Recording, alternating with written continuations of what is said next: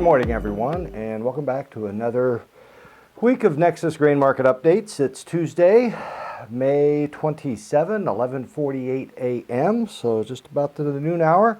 Let's get to the markets right now. As things stand right now, corn market is unchanged, $4.39 across the terminals for old crop corn. That compares to $4.34 last week, so puts us up about a nickel on the week on old crop corn. New crop corn right now trading at $4.08 across the terminals. That's down about 2 cents on the week. Basis levels are unchanged, both old crop and new crop for corn. Soybeans, soybean market been a little stronger the past 7 days. Things stand right now, I'm $10.14 a bushel for old crop soybeans. That's up a penny on the day. It's up about 13 cents on the week for old crop.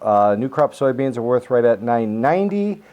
That is up about 10 or 11 cents, depending on what terminal you're looking at on the week for new crop. Likewise with soybeans, the basis levels are unchanged. Today, again, we're coming off of Memorial Day holiday. Crop progress report coming out today. I'm really not looking for anything too alarming. The Nexus community, we're all but done with our corn and soybean plantings. My estimate across southern Minnesota and northern Iowa, our corn is somewhere between 65 and 75% emerged. Some of it's coming up a little bit uneven, but all in all, it doesn't look too bad. I looked at some precision farming maps. Pretty impressed with what I've seen. There's a lot of 38,000 plant populations out there. We're looking really good with our corn. Soybeans likewise. We have most of our soybeans in the ground right now. Maybe half of those are emerged. Those are coming up a little spotty. The cool weather that we have on tap here for the next 5 days really isn't going to play well into that, but it's a little mixed bag as far as soil conditions. I'll get to that here in just a minute.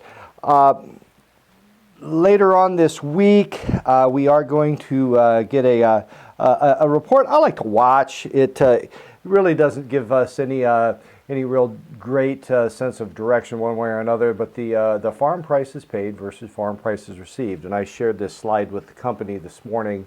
It really isn't anything new to those on the farm front. We're actually watching, again, the chart shows it fairly clearly.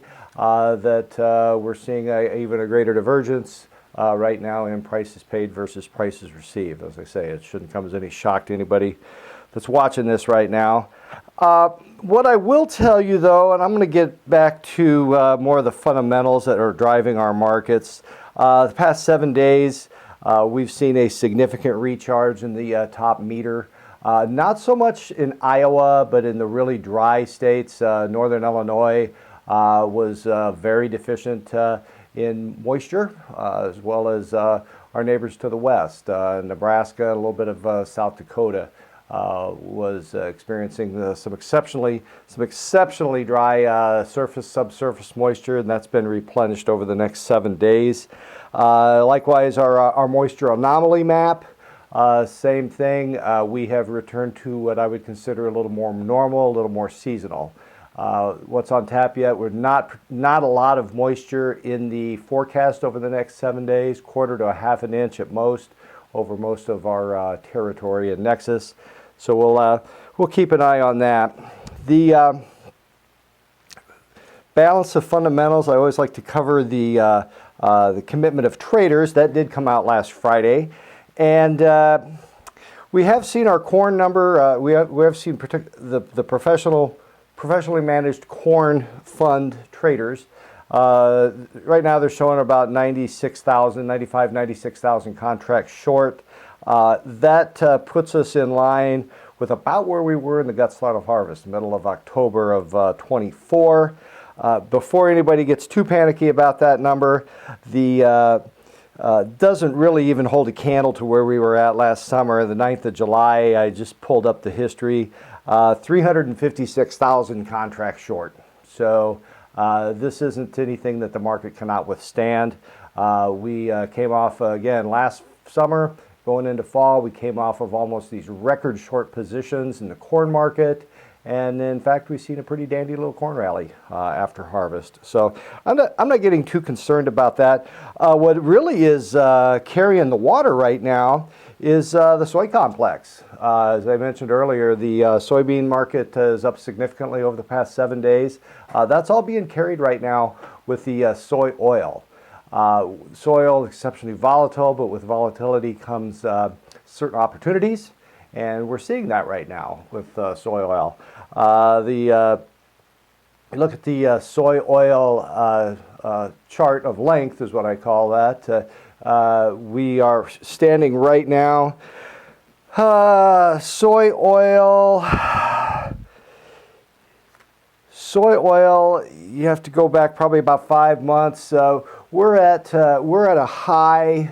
We're at a high point. We've hit this high point about 5 times in the past 2 years. So things are really looking good. The main thing with soybean meal, when I mentioned the high point with soybean meal, is the market's up about 60 points this morning. It is at a point where the market is reckoning with the lack of the used cooking oil that had been imported into the United States for both biodiesel and renewable diesel production. We're right back to the 800-pound gorilla, which is soybean oil. So, as I said, soybean oil is really carrying the water in the soy complex. Soybean meal is under quite a bit of under quite a bit of pressure. Export inspections, really good number, export inspections.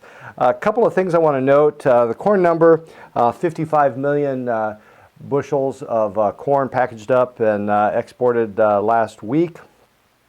Soybean number, kind of light, 7.2 million bushels. I don't find that really alarming. One thing I will repeat, the corn number is still right now at 6% above pace to hit our export number. We could probably see an additional 150 or so million bushels of corn exported out of our country this year. Trade relations with Mexico are still holding up very, very well. Again, Mexico being our #1 foreign customer for corn. Soybean number, I'm still calling our export number for soybeans just about steady. I'm in line with line with NAS at about 2% above pace. We're looking at about $1.85 billion for exports for soybeans. That's really about it. Again, we're in a real transition right now between old crop and new crop. About half of what I have to talk about is our new crop development, which is just in the ground right now. We are finishing up the marketing seasons. We're squarely in the last quarter of our marketing season for the 24 production, merchandised into 25. A couple of things I want to mention to the group that are kind of exciting. We are having on the 17th of June, we are having a promotional event at the new Energy Distribution Center just east of Rockford. You don't need an invitation to come. You should have one in the mail. If you've not seen one, just reach out to your favorite Nexus representative. They'll give you all the details on that. We'd love to see you there. So that's really about it for the day. I'll just wrap that up as usual. I want all of you to know that here at Nexus, we are your full-service farmer-owned cooperative. Not only are we in the grain business, we're in the feed business, the seed business, agronomic products, lumber, fuel, the whole gamut.